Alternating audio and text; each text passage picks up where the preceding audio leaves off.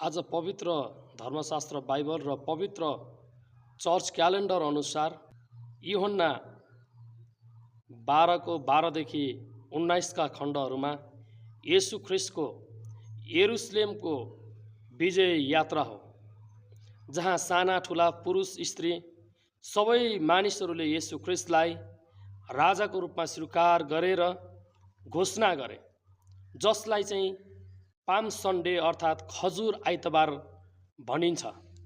Palm सन्डेदेखिको star सन्डेको समयको दिनहरूलाई पवित्र हप्ता भनेर पवित्र चर्चले पालना गर्दछ।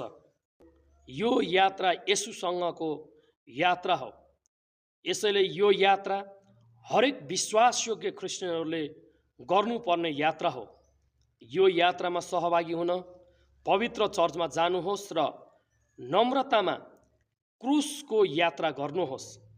पवित्र त्रिएक परमेश्वरले तपाईलाई आशिष दिउन्।